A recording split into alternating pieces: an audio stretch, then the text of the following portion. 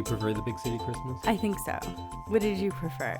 Oh, I just meant in life, not in the movies. Oh, yeah, I think I'm a big city Christmas. Yeah. I like things to do. I don't love the idea of just like one strip of houses. But you love cows. I do love cows. Christmas cows. True. They're the tastiest. I would say we live in the big city. Yeah. There are cows. I could have Christmas cows in the city. Yeah, we'll have some Christmas cows for dinner. Oh. No, usually Christmas turkeys. Christmas turkey. Maybe some Christmas pig. Turkey ham. Roast beast. Roast beast. That's I what do I'm love gonna a make. roast beast. That is your favorite. That's what I'll make. Great. Well, welcome everyone to another episode of I Love This, You Should Too. It's a very festive episode. I'm your host, Indy, Roast Beast Randhawa, and with me is my lovely co-host. It's Christmas in the City, Samantha Randhawa. That's me. I thought you were going to say Christmas cows. Christmas. Oh, I think if I called you a Christmas cow, you would be upset about it. I think I probably would. Yeah. Well, we're doing Christmassy stuff, so Sam got to pick our movies for the week. Movies. Yes, plural. we watched two. What were they, Sam? We watched Sister Swap, Christmas in the City, and Sister Swap, Hometown Holiday. Also known as Christmas at the Madison sometimes. I wonder if they replayed it just on its own. Yeah, and said, like, we're not even playing that other one because... They were like, this is clearly the better one. We're just going to go with that. No, I really thought that City was a little better. It was a little more believable. I don't know that it was. I don't know. Okay. We'll get into it. I have issues with both. It's marginal. I just think the lead in City is better. I think that's what it is. Yeah. It makes less sense. It does make less sense. But yeah, you're right. Better lead. So it tricks you into thinking it's better. So you're like, yeah, this is my favorite one. So these came out in 2021. You had never seen them, but you still suggested it? Never saw them. Thought it was an interesting premise. Like the idea of having two kind of side-by-side movies that are telling the same story but from different points of view. I thought that was kind of interesting and different. But that's not what they're doing. They're not telling the same story. They're very different stories in different places. Yes, but they do happen around the same time. They happen at the same time. That's kind of what I found interesting, was like that these stories were happening at the same time. So that's why I picked it, and I'm sorry. Because there's so many Christmas movies that you love, you'd think you'd go with one of those. But you went fresh. I think it kind of didn't work out because they're not great. It was not great. Had we known, I think you should watch Hometown Holiday first, but we watched Christmas in the City first. It was so confusing. But I think it's still confusing because it was just poorly done, is what it was. For a movie that's short and very little happens, they make it seem unnecessarily convoluted. Yes. Should we start off with Christmas at the Madison / a hometown holiday? Yeah. So we have sisters Jennifer and Meg. Jennifer lives in Salt Lake City. She runs a successful restaurant and has a teenage son named Simon. And that took me a very long time to understand. Yes, we didn't know the characters' names until... Or what their jobs were. No. It's just like, hey, look at the restaurant. How's the decor? And then they go, oh, wow, it's the exact same thing that you talked about. But we don't know what that was. Because we weren't there. No, and it's not like that was in the other movie. It seems like these are the second and third parts of a trilogy. Yes, it did feel like we missed an hour of context. Most of both of these movies deal with the death of their beloved uncle, who we never meet. No. We see one flashback of him talking to the kids in the theater, Yeah. played by Kevin Nealon. So I guess they only had Kevin Nealon for 4 hours. So they shot him out that day. And it all revolves around the relationship that both of these daughters have with their uncle, but we've never seen that relationship. And they don't even really talk about it. They just say like, oh, you know how we always go to France? And we're like, I guess. They mentioned this trip to France so many times. And also it seemed like she's not going to come back the way they talked about it. They never give when, like they said after the holidays, which could be December, could be March. The main love interest is, well, I can't be with you. You're going to France. She's not moving it's there. It's not permanent. She goes every year. Yeah. So clearly it's not permanent. She has a history of coming back. But that's not even the movie we're talking about. Or how long she's going for. There's never a mention for how long she's going for. No. Like, or when. or when, or where exactly, or even, who, or what or she where. does. Yeah. It's just France. I always go to France with Uncle John, Dave, Uncle Dave. Uncle Kevin Nealon. Uncle Kevin Nealon takes her to France every year, and they meet the wackiest people, I think they describe them as. That's another one of those things where they'll say something and then that clearly is not happening. Like they'll go, wow, this is the most beautiful tree ever. And then we just look and like, it's clearly not. Yeah, or This why is a are you garbage tree. crying? Happened twice. So often they go like, oh my God, I'm crying so much. And the person is not crying. They're like grinning. It's very strange. It's like they're cutting the wrong scenes in sometimes. Yeah. It's like it's very much like, it's not hard to get an actor who acts a lot to have like a sad moment, I think. If the dialogue says, I can't stop crying, maybe that person should be crying. Maybe you should like, spritz whatever you do to make actors cry. Or change the line. Or change the line. Those are the two. Just be like, why are you sad? So, back to hometown Right. Christmas at the Madison. There is a character named Frank who they make a point of saying eats dinner there every day. He comes back in the next movie and he's estranged with his daughter and they try to reunite them.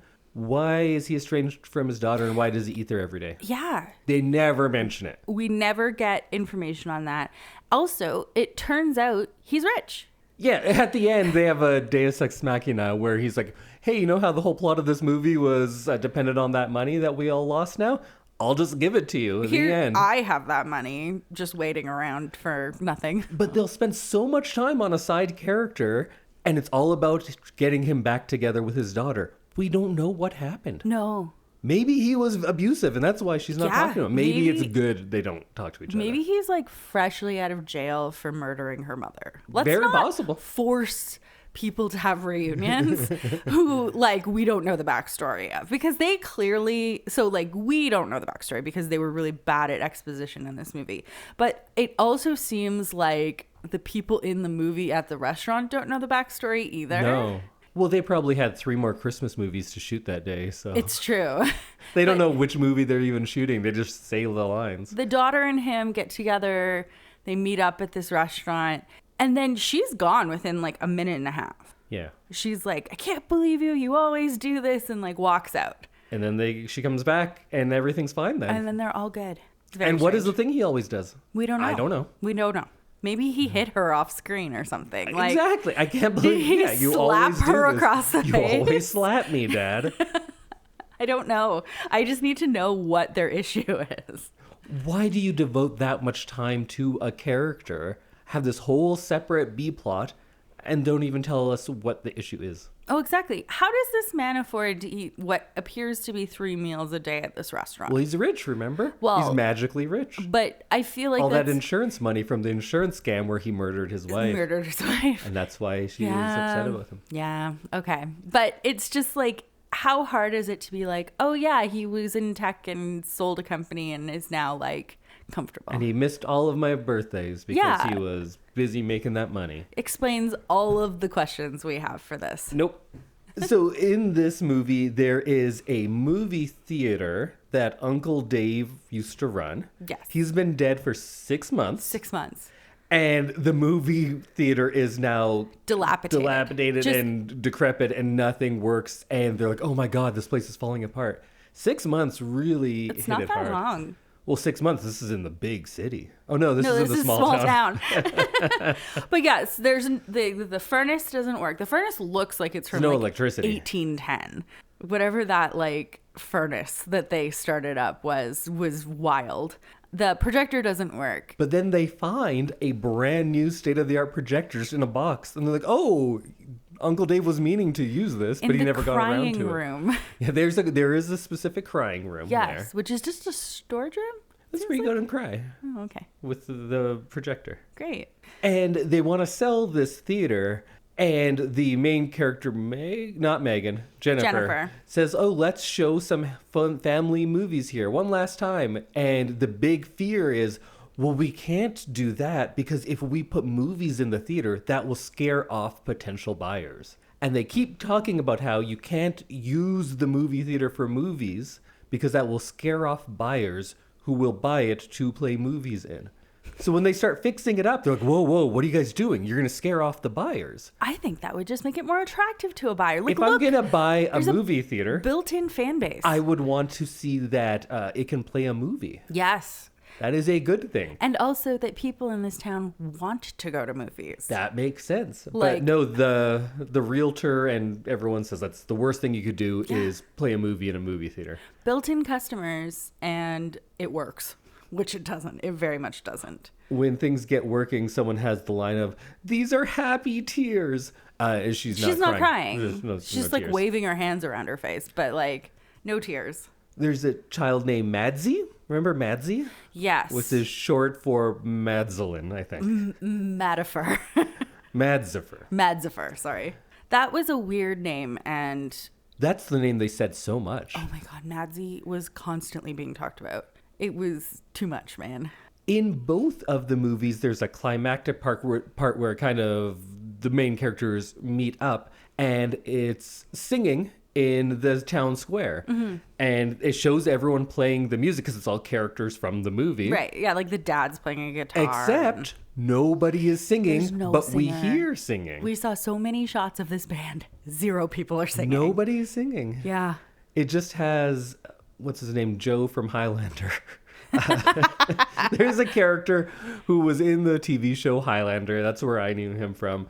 He played, I think his name was Joe in that, but Jim Burns is the guy's name, and he's like a blues musician too. So he's playing instruments, no mic in front of his face though, and his lips aren't moving, but somebody is singing. Yeah. We don't know who. Very strange. There's a couple people who have mics in front of them in this scene, and none of them are singing. Because I was just looking for mics to figure out like who could possibly be making this song, and we thought we just missed it, but then they have the whole sequence again in the next movie. We got to see it again. Nope, nobody singing. 0 people singing, and the shots were like slightly different in both movies. Yeah. For stuff like when we revisited scenes in the second movie, you did get different shots. So I'm fairly confident that they were playing along to like a voice track. Or maybe there was no vocal when they were there, and then they thought it sounded flat, and they threw that in. Yeah. This is another one where they kept talking about how great this tree was, and it's a terrible tree. It's like a ball. Bad Christmas trees. It's not like your classic triangular Christmas tree. It's like a ball. It's fat. Yeah, it's more spherical. And round.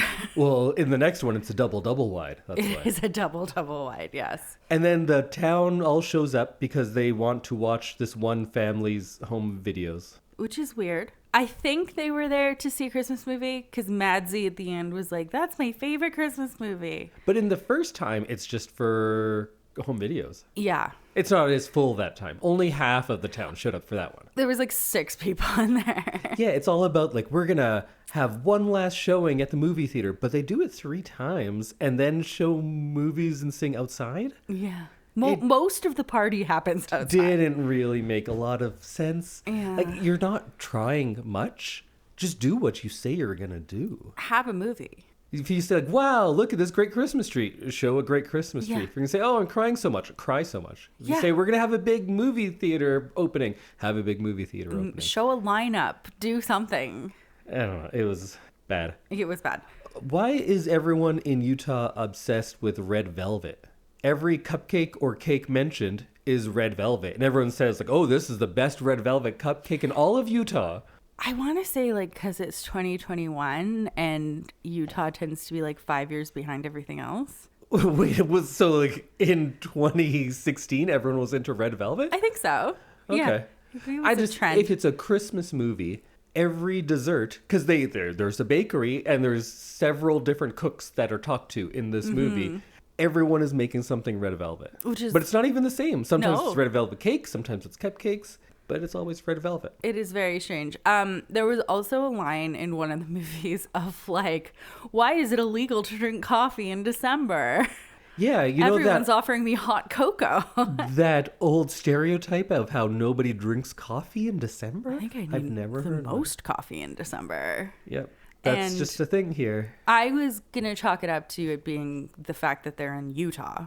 Right. Which, like, I think it's illegal to drink coffee in Utah. So in December. In December, month of our Lord. But yeah, I did think it was funny that they were making that point. Like, at least make it something that people often remark about the holidays. Yeah, Christmas has so many baked in, these are the things of Christmas. There are certain foods that are Christmas foods. Yeah. There's certain shapes that we associate with Christmas trees. There's drinks that are Christmassy. There's ideas like, oh, everyone's always shopping. That's something you'd put up. But the complaint is, no one ever makes coffee in December because of Christmas, which is not That's a thing not that a anyone's thing. ever said. Let's not make new things for that. It's like, oh, all anybody ever has is Christmas cookies. I just want a muffin. Sure. That works. That Because works. Christmas cookies are everywhere in December. But if you just talk about red velvet all the time, Yeah. that doesn't scream Christmas to me. No, not really. Red? I feel like red is Christmassy. Oh, which brings me to one of my favorite lines, but maybe we jump into the next movie already. But the line was when they're talking about one of the desserts, I was going to make it red, but then I made it green. But it was terrible because I used salt instead of sugar. And then the response to that starts a scene, and then someone says, you tell such a great story. It was not a great story. It's not even a story. No, that was... I was going to make something red, I am. but then I made it green. What a great story. What a great story. Wow. Really glad I'm dating you, ma'am. So should we go into Christmas in the City now? Yeah, I think so. Manic Meg. Manic Meg. That's how I could remember her name because she is always cackling and smiling. And her mouth is always open. That being said, I think she's maybe the most charming person in any of these movies. She is giving 300% more than everyone else in this movie. She's showing 60% more teeth. She is. I think she has 60% more teeth than everyone else. She's good. I say that in this world, she is compelling. Her actions make no sense, but that's not actor choices. It's because this movie makes no sense. Yeah. She was fine. I liked her. So this was the Big City Sisters idea that Hallmark was like, yep, let's do it. This whole 2 movies, city, You mean country. the actress? Yes. Okay. It was Kimberly Williams Paisley's, the mom character. It was her idea, which is wild that they were like, yep, sounds good, no plan. Well, I assume she's a Hallmark Christmas movie person? Yes, they both are. Yeah. And they're real life sisters. They are real life sisters, yeah. But it just, I don't know. I feel like we need to like think it through a little more, Hallmark. Is she from Utah? And does she have a charity which the biggest feature of it is it looks like a store? Because that is talked about non-stop in this movie that I'm like, well, clearly this is a real thing and this is just a commercial for it. And I guess it's good if you're doing a commercial for something charitable, but they talk about this idea of like, what if it was like the food bank, but we make it look like a store? That'd be so much better for people. You know what's a good idea? If we made it look like a store. Yeah. It comes up so often and is just forced into the script, along with the phrase of, if you make a community, the community will show up. Community, volunteer, and make it look like a store are said every 50 to 60 seconds in this movie. And that child's name. And Madsy in the first movie. Yeah.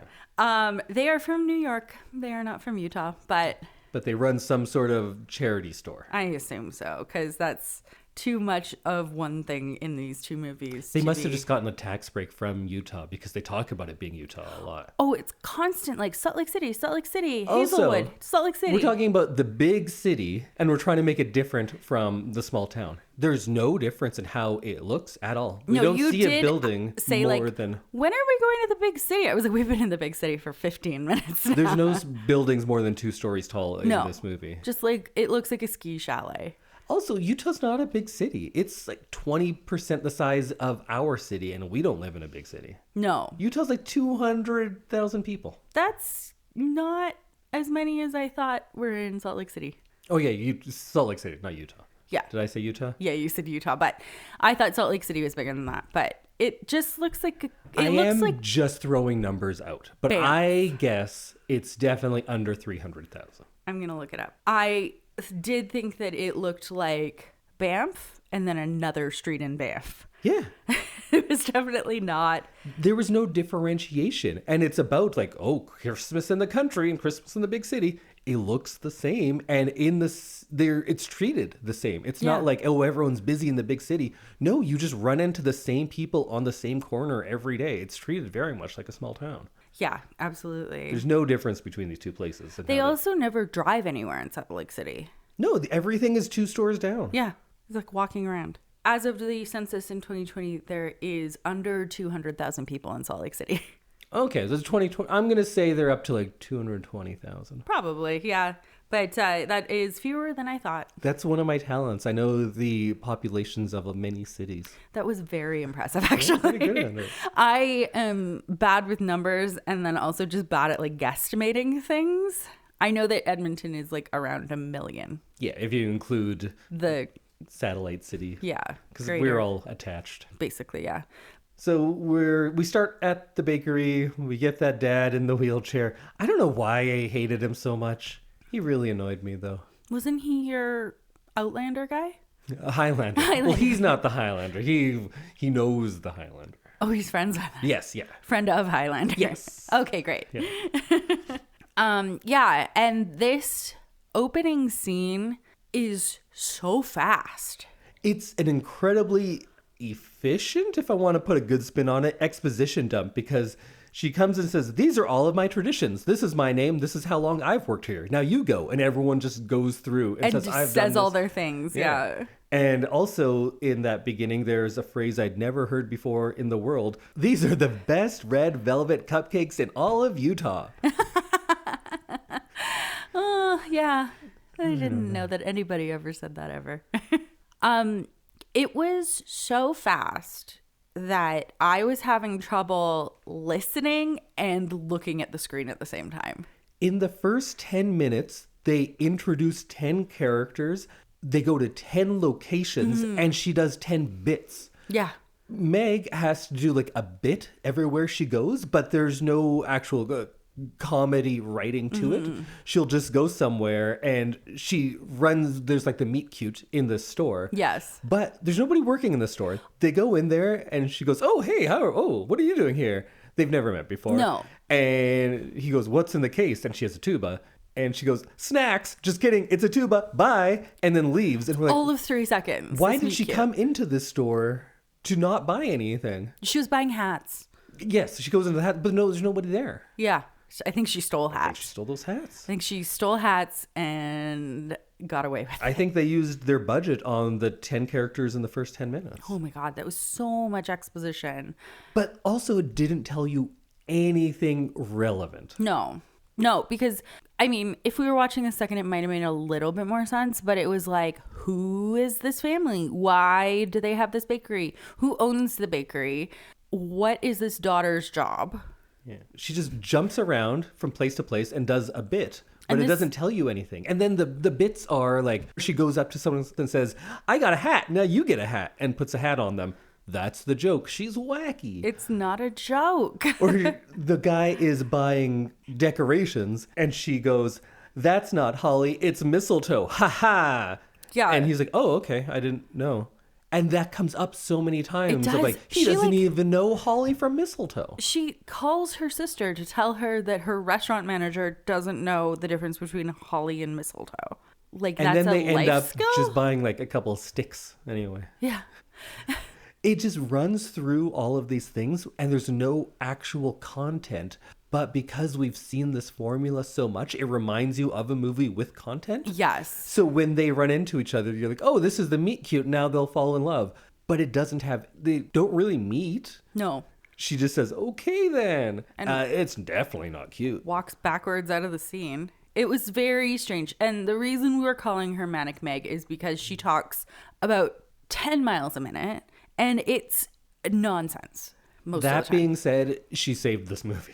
I think she did. I don't know how both of those things are true, but they have to be. She's charismatic. She is charismatic. She has garbage to work with. She does. But it is like she's delivering her lines in the Hallmark way. She is like smiley and pretty and happy. She's good hair. She wears the coats well. Yeah. I think that's all you need to do. Yeah, that's true. Like, she is very charming, but she is a lot. Yeah. I don't think I could be friends with her. No. Like, I would come home and just be like, I need to lay in the dark for 6 days.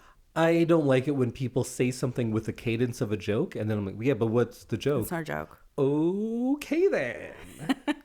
Meg, that's not a joke. Ugh, yeah, that would be exhausting. But now she's taking over her sister's restaurant, and everything's going wrong, and they have a contest to have the best Christmas party, and everything is set, and she comes in and goes like, how about we change everything? They were going to have 22 people, and she goes, how about we have about 200, and then we'll just figure out how to fit them all in here. And the manager's like, well, that's against fire code. And she's like, we'll figure it out. It's Christmas. Yeah, they're like, we could probably have like 60. And she just says, like, well, if you don't believe in Christmas. And then they're like, okay, I guess we're changing everything. Yeah. If I was running a restaurant, someone who does not work at the restaurant and just comes in and says, like, hey, we're changing all of your plans now. No, I'd be like, get the hell out of here. But also this restaurant seems like garbage because the chef puts raw rosemary on spaghetti and meatballs. On everything. That's their thing. They're like, it's Christmas, so we put rosemary on everything. That sounds awful. Oh, I'm not a big rosemary guy. You don't like rosemary. I don't put any in my turkey. I'm a sage and thyme kind of guy. Rosemary, it's too strong a lot of the time. And if it's raw on top of spaghetti and meatballs, she's like just pine like needles. chopping it with a knife and just like puts a handful on top of this person's pasta. It's too much. What's the other spice that they were to serval? Serval is a cat. Right, yes. That was my Chervil? other good estimate. You said, how big is a serval? And I was like, oh, they're usually about 30 pounds. Yeah, I looked it up and it was 20 to 40 pounds. Yeah, I know about servals. Servals are pretty sweet. I do expect you to know most of the cats, but I do have a lot of cat knowledge. city population, that's impressive. Anyway, they mention this spice like multiple times throughout the movie because she can like taste it. She's like, is that Chervil? Whatever it's called. Is that a serval cat?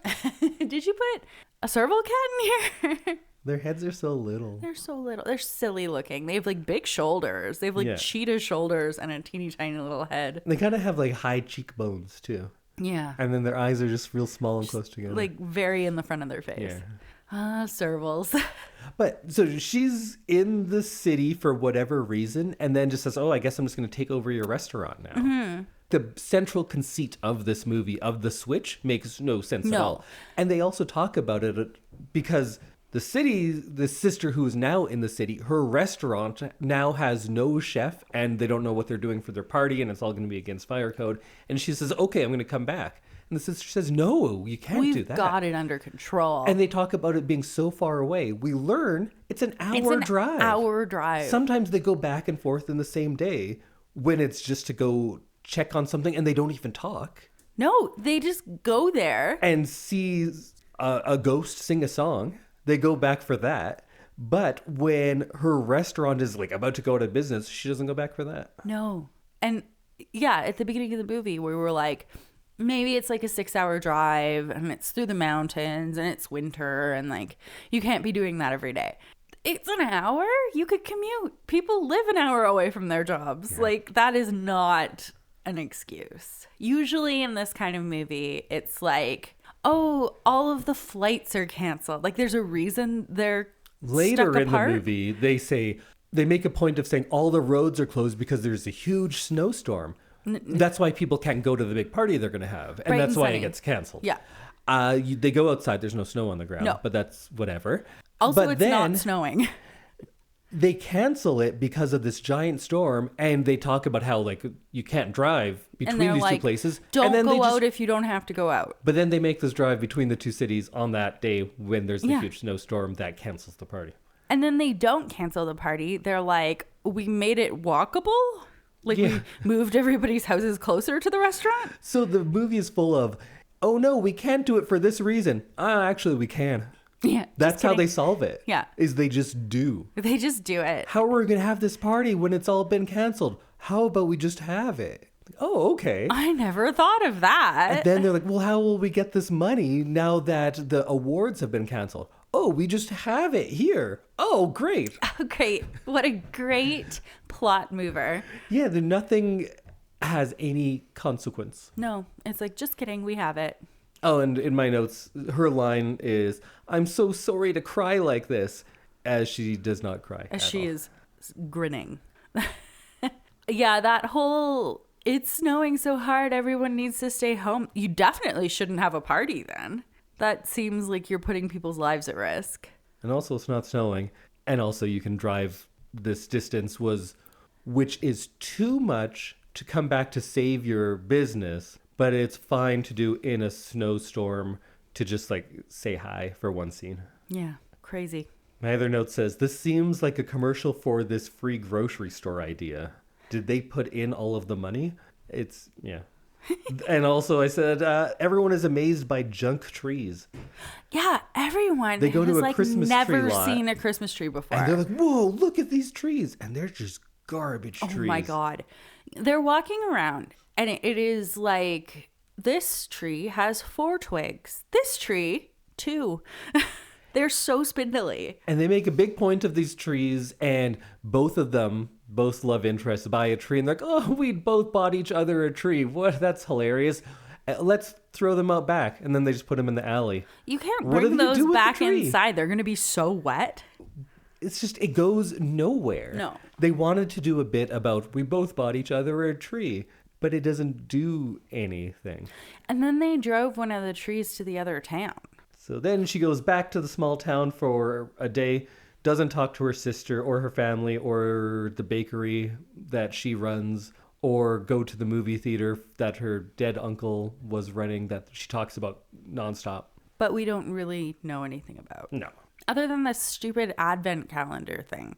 What was the advent calendar thing? There was like 10 figurines. It was like a Christmas village, but you open one every day. Oh, yeah. So did she like act surprised every year? Because it's the same 10. It's the same 10. You just see them Again. every year. And you unwrap them. I'd be like, can we just put it out? I know what's coming. Like, I know what days. It's not exciting after 20 years. Oh, we were talking about how when there was a snowstorm and then they said, "Oh, actually, you can all still come to the party," the way they did it. It was explained in the movie, and they said all the roads are closed, but we combined forces, so now people can walk here. Yeah. What does that mean? We don't know. We combined forces? I do think that they like picked up people's houses and moved them closer to the party. Well, they combined forces. Yeah, so that they could walk there. Like, did they walk people in the snow? Did they like hire a sleigh? How do we combine forces? Samantha, they combined forces, okay? That's all you need to know. Gotcha. As long as everyone can come to the party, that's all I care about. Also, the love interest always has to go out and take a call. That keeps coming up. Yes. And it's not business because he's at the business. Mm-hmm. And it's going to be a big reveal of like, oh, who was he talking to? I don't know. We have no idea. There's no resolution on that either. We don't know why the dad isn't speaking with his daughter. Nope. We also don't know who he's on the phone with all the time. How the dad got all that money. Yeah. So He probably combined forces. Yeah, and they made it happen. So yeah, the restaurant manager who's on the phone all the time, he's like acting outside of windows like constantly. Yeah. Like he's having a wild conversation with somebody. And he says very cryptically, like, "No, I don't see my family on the holidays." Oh yeah. So I assumed that he was on the phone with his family and it was going to be some sort of reveal. And he's like, "Oh, and this is my daughter and my wife's dead and now we're a family." Yeah. Let's all combine forces. Let's all combine forces and be a family. Yeah, I was kind of hoping for some resolution there because he was doing the most outside of those windows. You don't make a point of saying frequently, "I don't see my family at Christmas." And then that's it. Just no follow-ups? not ask about it. Doesn't seem to matter. Okay, cool. No questions. Do you remember how she planned her party? We'll get activities and an artist and an email list. Yeah. Go get an email list. That I had the hardest time with. As someone who maintains email lists as a job sometimes, you don't just get an email list. Just go get one. Why don't you just go get one instead? You can't just, there's not. Samantha, just go get one. There isn't an email list store. Combine forces. First you have to combine forces. And that's my problem. Then you just get an artist and then fire code doesn't matter. Oh email list plus artist plus activities equals no Combined fire forces. code. Yep. Great. And also snow doesn't matter then either. No, people won't die by going out in the cold. Even though the weather authorities said, do not go out if you do not need to go out. Definitely have a party, though. I don't know. We're done. I think so. I don't know that this makes any sense. It doesn't. Okay, great. But the movies. Wait, us talking or the movies? Us talking. Well, it makes as much sense as the movies. Very true. Because we have the semblance of a podcast. Oh, there's people talking. We're both saying things. One person says something, the other person laughs. Hey, that's a movie. You know what we did? We combined forces. We combined forces. Yeah. We made it happen. When you combine forces, you can do anything. It's so true. That is what I have learned from this set of movies. We just really did it. You want to wrap it up? What are your thoughts on the Sister Switch duology? The Sister Swap movies are just like a wild time of madness, and just you kind of just have to let it happen and Just let it happen. suspend your belief and just like lean into it. But you know, at the end, what the sisters do, they combine forces. They move to each other's places. Yeah, they switch lives. And she says, like, hey, you like this restaurant now. Why don't you just run it? And she's like, all right. She's like, I'm going to abandon my restaurant and open another restaurant. Yeah. I'm going to have a movie theater instead now. Even though that was your thing with Uncle Dave. Yeah. But whatever. Yeah. And then she's like, I'm not going to go to France, so now we can be together, because she was going forever, I guess. I guess. Yeah, I need to know more about this France plan, because it did seem like she was either dying in France or never coming home. Oh, she's going to kill herself. Yeah. Maybe. And everyone was like very aware of that, maybe. So my biggest point of contention about these movies is the switch doesn't matter at all. If both of these started with the person just living there, it would be the same movie. Yeah. Like, them switching places doesn't matter. It's not like she brings big city sensibilities to the small town or vice versa. No. It's just, I used to run a restaurant in the big city where I knew everyone on the block. Now I'm back and I'm going to open a restaurant with the movie theater in a smaller city. Yeah. And then Manic Meg's journey is, I run a bakery. Hey, now I'm going to run a restaurant. Yeah. There was no change. No. Nobody changed at all in this movie. When your title is Sister Swap and it's about big city and small town, first, make the big city look different from the small town. Have a big city. Have a big city. That's Step one. That's integral. Find a big city. And then, like, sure, Utah's not a big city, but it's a city. Mm-hmm. Show me a building. Show me people in cars. Have someone who's like, oh, the traffic, or talking about city life. There has to be like a downtown business center. Everybody just knows each other. Yeah. And all they talk about is volunteering. That's all they talk about. It's like, oh, well, you have to volunteer. Yeah, of course I volunteer. That's all I do on the holidays. Yeah, it's not like powerful if you don't have all the things that you're promising. What do you mean? Like a big city. Oh, sure. Because it looked, like I said earlier, like a street in Banff and another street in Banff. Yeah.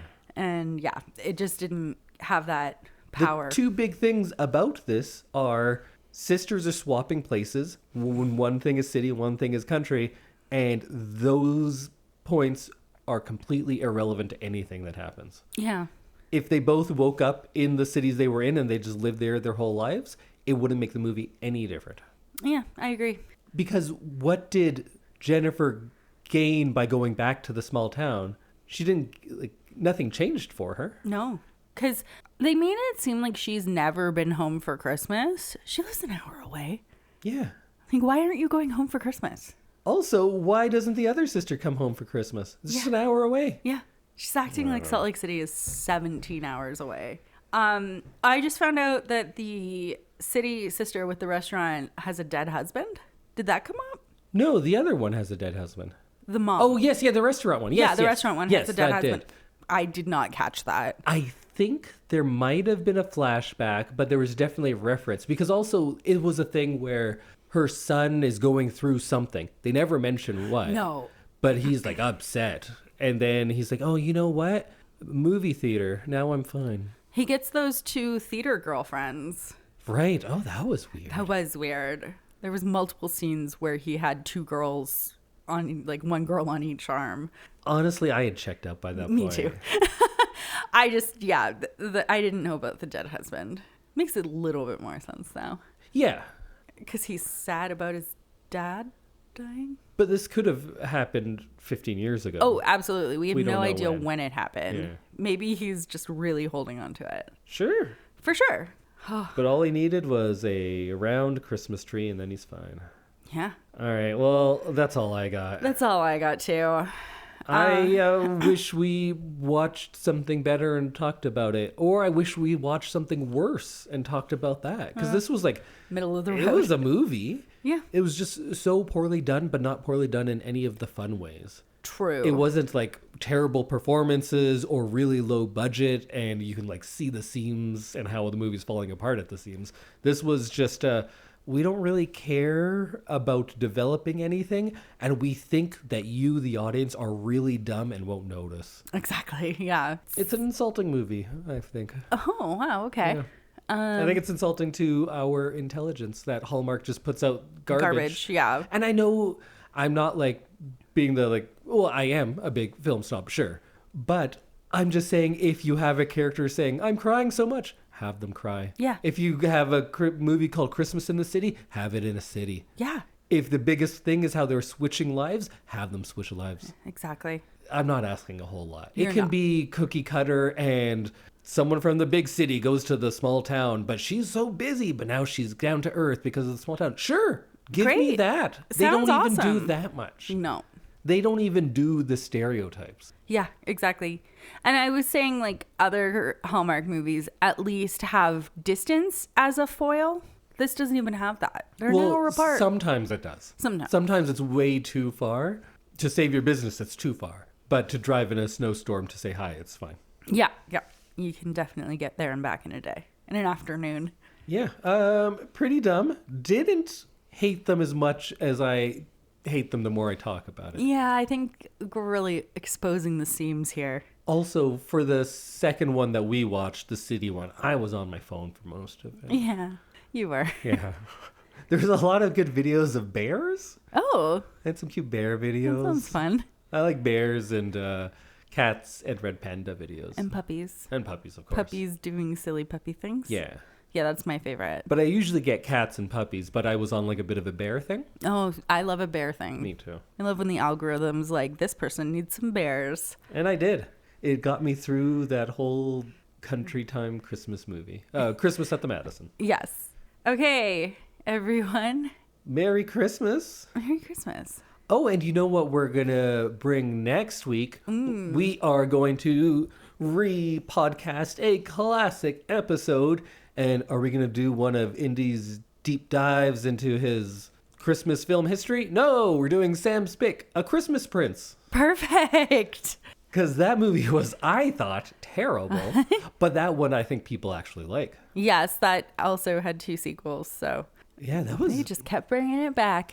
That was in pretty like bad. It was the pretty golden bad. age of Netflix holiday movies. When they were like, we can Hallmark. We can Hallmark just as hard as Hallmark. That was the movie that I think first opened up this world where you can make a movie that says absolutely nothing, does absolutely nothing, but just reminds you of things, and you just coast on that. And they did it like nothing I'd ever seen before. It was remarkable and terrible. Sorry for making you watch that. You're not. You loved it. It was pretty good. All right. Join us next week for some Christmas Prince. And then the week after that, it's the end of the year. So we'll be doing our Things of the Year. Things of the year. See you, everyone. Bye-bye. Ho, ho, ho.